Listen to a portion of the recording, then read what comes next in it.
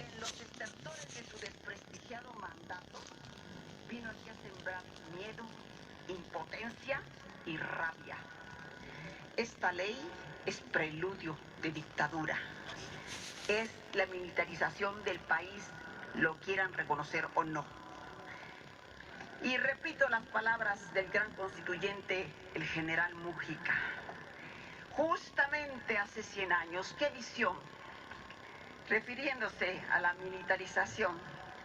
A primera vista, no hay amenaza, pero se convierte indefectiblemente en un desquiciamiento, pues corriendo el tiempo, creyéndose privilegiados, terminarán por despreciar el poder civil. ¿Qué pasará con este marco que no tiene controles, que le deja que ellos se autogobiernen? Las modificaciones que se hicieron en este Senado son una burla. Peña Nieto pidió respetuosamente, ante la avalancha, ante la presión que tenía para lavarse la cara, que se hicieran las consultas. Y entonces, rápidamente oyeron, pero no escucharon a las organizaciones civiles que estuvieron aquí en el Senado, tampoco a los organismos internacionales, como si fueran gentes inexpertas. Aquí nos quedó claro que todo esto fue un maquillaje que no sirve para nada, fue una simulación, no cambió la esencia, y que lo que sí, pues Peña no traiciona su vocación de farsante, y los senadores en su mayoría su fama de serviles y de inútiles. Por esto, porque no hacemos contrapeso y es nuestra función primordial, y ya lo tenemos que tener registrado, que ya se va a terminar nuestro periodo. Nunca un ordenamiento de seguridad había provocado tanta inseguridad y miedo en la ciudadanía, y nunca tantos organismos internacionales y nacionales habían clamado al Ejecutivo y a los legisladores que detuvieran esta ley. El Congreso fue sordo, ya lo dijeron acá, a la advertencia de que esta ley irrumpe el orden constitucional, es inconvencional, da licencia para matar y para violar los derechos humanos.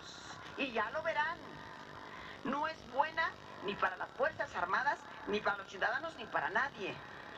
Desafía, esto es un desafío a los organismos internacionales. Dice una compañerita que son fieles a la línea, que no viola los derechos humanos. Bueno, aquí nada más con un ejemplo. Lea el artículo 31. Imagínense que hoy los órganos autónomos pues deberán proporcionarle la información que pida la autoridad. Así dice el artículo 31. O sea, la Comisión de Derechos Humanos, que es autónoma, cuando venga a pedirle la autoridad de las Fuerzas Armadas información, pongamos el ejemplo, a un sobreviviente de Tlatlaya que recurre a la Comisión de Derechos Humanos, no, pues van ellos y deme el expediente y deme la información necesaria, la que ellos quieran, y estará obligado a darla. Dejamos en la indefensión a los ciudadanos. Esto es gravísimo, se acaba con todo, con las secrecías del secreto bancario, con todo. Y no nos damos cuenta que esta es violación a los derechos humanos. Y se va haciendo el caminito, ¿eh? Esta ley es un remate. Ya habíamos aprobado otras 5, un código de procedimientos penales que existe, un código nacional, y entonces, ahora sí, lléveselo.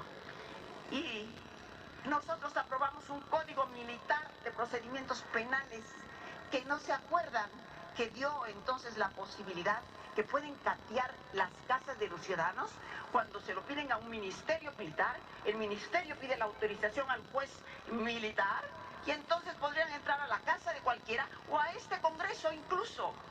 Entonces, estamos dándole cada vez mayores atribuciones. Y pues si esta ley es perfectible, dijo aquí una compañera, bueno, ¿por qué tanta prisa? 11 años nos hemos pasado en una guerra que no pedimos. No se dedicaron un minuto, no sé cuánto tiempo debieron haberle dado a las fuerzas policíacas que se reforzaran, se fortalecieran, para darles dignidad. No nos hemos ocupado. Pero con esto, si de veras creían que no iba a ser a perpetuidad y que nada más que un año y al año otra vez el presidente dice que otro año y así no las podemos pasar hasta la eternidad, junto con esta ley se debió haber presentado un plan concreto, por escrito, lo dice la Comisión Interamericana de Derechos Humanos, sobre el retiro gradual de las fuerzas, de las tropas. Entonces les creeríamos una propuesta de cómo se van a capacitar a las policías, cómo se van a fortalecer. Pero también un plan de cómo vamos a capacitar a las Fuerzas Armadas, porque esto es importantísimo. ¿Qué creen que porque lo dicta la ley, su mentalidad va a cambiar de la noche a la mañana? Fue muy claro el comandante, el general Cienfuegos, cuando dijo: nosotros, así textualmente, hemos sido preparados para matar, no para detener. ¿O qué? Les digo, se puede cambiar así nomás, porque si el chip, ¿quién los va a capacitar?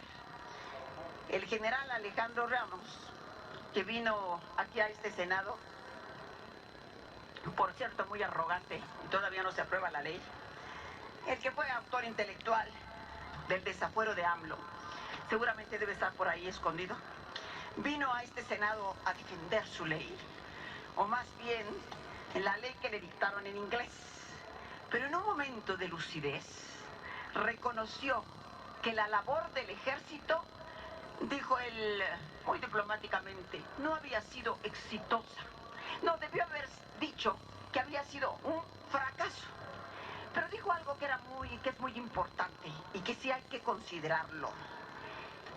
Dijo, no fue exitosa porque no se atendieron las causas que originaron la violencia.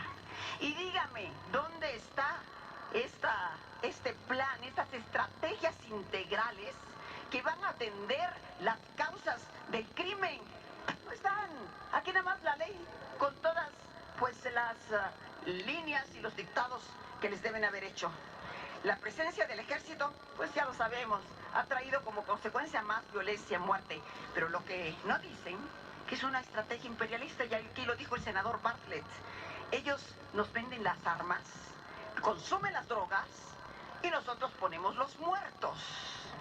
Y estamos librando desde hace 11 años una guerra que no merecemos. México compró en 2014 Estados Unidos $1,000 millones en armamento, cifra que triplica el gasto que a través de la iniciativa Mérida nos dan. Fiebre de compras de México, dijo entusiasmado el almirante William Gurney, cuando adquirimos después $9,000 millones.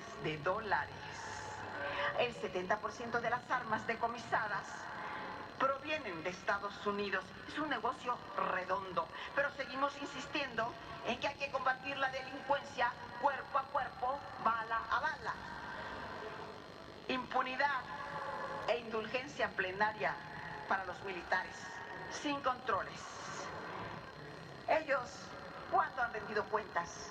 Ni las rendirán. Miren, aquí veo los órganos internos de control en la Sedena y Semar, pues son nombrados a placer por los mismos secretarios militares. ¿Quién los va a controlar? ¿Cuándo han venido a este Congreso a rendir cuentas? No, aquí van los senadores en peregrinación, humildemente, a recibir instrucciones a donde ellos los citen. Pero aquí, no solo ahora, nunca en la historia ha venido un secretario de la Defensa o de Marina a rendir cuentas al Senado como se hace en los Estados Unidos. Ya no hay más oradores adicionales a sesión. Bueno, pues entonces, con toda esta impunidad y estos sin controles, oiremos hablar de ejecuciones extrajudiciales, que en la historia oficial se dicen enfrentamientos. Vendrá la multiplicación de atencos, de tanguatos, de tlatlayas, de más ayotzinapas y nochistlanes. Sabremos de más desaparecidos, de cuartos de tortura, de colgados, de apaleados, de aviones que arrojan al mar a los detenidos, de cárceles en que las víctimas se pudren entre orines e inmundicia. Oiremos muy pronto el crujir de huesos en los cuarteles militares.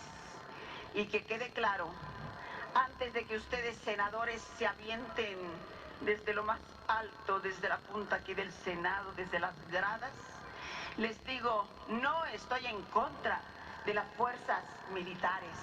Aquí se envuelven en la bandera para escudarse y no defender la ley y no decir por qué están aprobando esta mierda.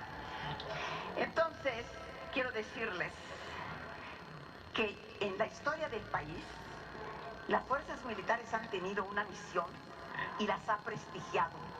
Y eso lo reconocemos. Pero yo lo que estoy en contra es de que sean usados como policías y ellos mismos tampoco quieren, ellos no eligieron esa profesión y no están preparados. No estoy de acuerdo en que no rindan cuentas, en que no hayan controles y hagan lo que quieran y que cuando los mande Peña Nieto, el control de Peña va a ser Peña. Entonces, esto es una aberración. Senadora Laís Sansores. Discúlpeme, presidente. Aquí han tomado el tiempo que han querido y voy a terminar, por favor. La interrumpí porque me parecía que el senador Bartlett quería hacerle alguna pregunta, pero entiendo su comentario y proceda usted. Si han sido muy pacientes, se pasan, ven, lo que quieran, ¿no? Aquí es el único derecho que nos dan el pataleo, pues ahora me oyen. La ley de seguridad es una tragedia para México. Peña Nieto usa el Congreso, que se deja, para aprobar una aberración. Cada vez más degradado el Congreso. Es una vergüenza. Y miren, entre paréntesis, sepan que en ningún Estado de Derecho que esté consolidado, los ministros o secretarios de la Defensa o Marina son militares. Y mucho menos cuidan al presidente. No es labor de militares. Eso tenemos que irnos dando cuenta, porque entonces es el poder sobre el poder. Esta ley no es para darle certidumbre a las fuerzas castrenses, sino para que puedan autogobernarse y para que Peña pueda blindarse. Mejor hablen con la verdad. Le preocupa proteger los intereses transnacionales, pero además sabe que perderá las elecciones, que la ciudadanía no aceptará más fraudes y teme las protestas ciudadanas.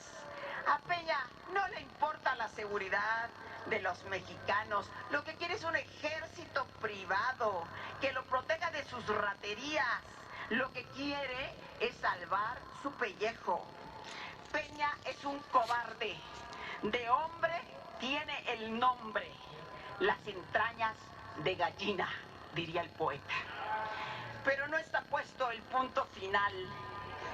Ciudadanos, habrá que acudir a la Suprema Corte, a los organismos internacionales. Se cerró esta puerta, pues haremos otra. Y sigamos colocando andamios y escaleras. Estamos indignados. Traemos el llanto degollado, la rabia, pero las arterias vivas. No a la ley golpista. Y a ustedes, sátrapas, les sobrevivirá la vergüenza. Tiene el uso de la palabra el senador José María.